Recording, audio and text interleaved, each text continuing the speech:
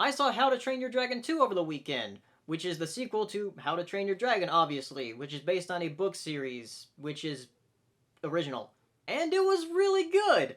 Though, I like the first one better. Now, this sequel did do a lot of very good things, and actually did a lot of bolder things than the first one. Though the story felt like it played out very similarly to the first one, so I felt like I was getting the same thing. I don't want to go over the plot too much because there are some major spoilers that I don't want to ruin for you, so I'll just briefly lay out what happens in this movie. So there are other dragon riders besides the people in Berk, and there's this guy called Drago building a dragon army basically trying to rule everything. And the main characters have some opposing ideals of how to deal with this guy. And the way the story unfolds is surprisingly unpredictable, yet sort of predictable? I don't know.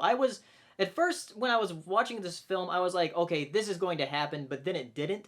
And then I was like, okay, this is going to happen, and then it did. I don't know, it's kind of like 50-50 as far as like how predictable it is. There was even a moment where I thought they were going to question whether dragon riding was right or wrong, and they didn't do it, but it really felt like they were going that way, but they didn't. The story itself is still really good. I felt like it was trying too much. Can a movie do that? Maybe I just feel it was trying too much to be like the first one.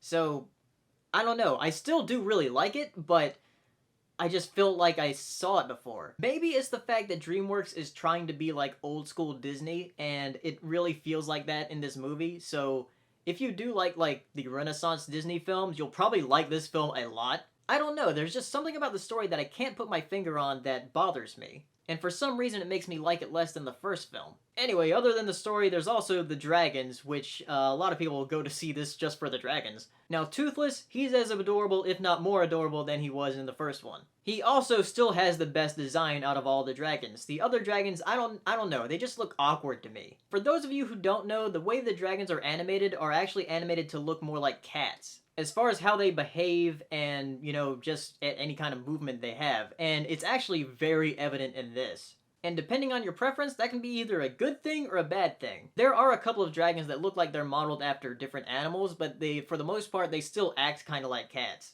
If you own a cat or have ever owned a cat, you know exactly what I'm talking about when you watch this movie. So even though I didn't like this film as much as the first one, it's still really good and you should definitely go see it. I heard it's actually really good in 3D. I didn't go see it in 3D, but from what I've heard, the flying scenes are actually really, really good in 3D, so if you want to go see it in 3D, go do that.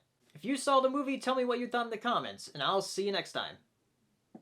Hey, if you enjoyed this video, give it a like and share it. And be sure to subscribe for videos I upload every week. And if you're feeling really generous, check out my Patreon page. And as always, thank you for watching.